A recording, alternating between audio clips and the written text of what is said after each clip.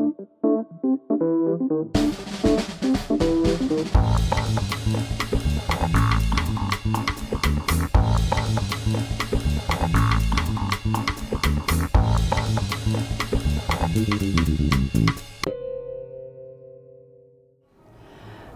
what did you study in college? I ended up being an English major, so liberal arts, but my aspiration loosely at the time, because I really had no other aspiration besides playing pro football, was to be an attorney. Oh. And literally that was kind of what my dad had always wanted me to be, an attorney. My brother was a doctor. He thought, you know, it'd be wonderful if we were both professionals, and so I started off as a political science major, but didn't really like political science, and I loved the college I went to had a great English department. And, where did you go? Washington and Lee University in Virginia, and so I switched over and became an English major, and that's a real good pre-law course of study. So, yeah. And so, if you hadn't gone into the restaurant business, you think you would have been an attorney? Well, yeah, actually, I took a job immediately out of college in North Carolina, and it ended abruptly, I'll just say, and so I came back to Louisville and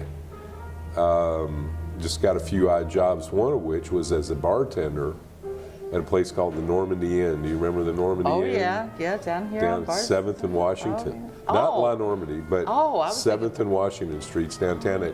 At the time was across from the old Actors Theater, which was, I guess that was a train station down there. And so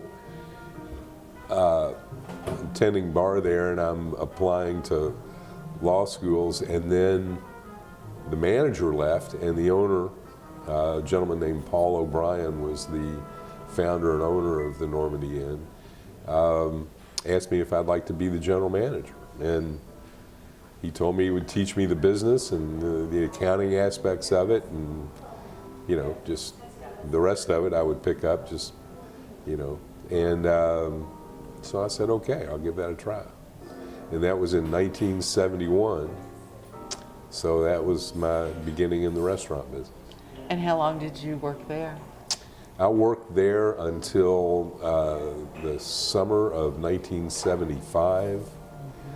And I left there to open my first business, which was a nightclub on Washington Street called the Great Midwestern. We had live music 7 nights a week, and only one of those nights was rock and roll. We had a local band that would come in called Kessler's Friends, which was immensely popular, and they brought their own crowd every Sunday. But other than that, we had bluegrass, blues, and jazz. Mostly bluegrass, and our house band was a really good band called Bluegrass Alliance. One little notable about Bluegrass Alliance, the lead singer of that band was Vince Gill.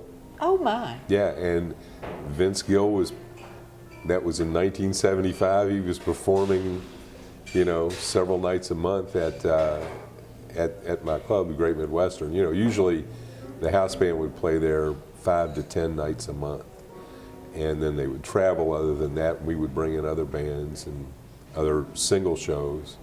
We had John Lee Hooker and Muddy Waters and John Hartford, and of course Bill Monroe, Mose Allison, a lot of great jazz players. I didn't know much about jazz at the time, but still brought in some people I'd never heard of that did very well. But I found out that jazz crowds didn't drink.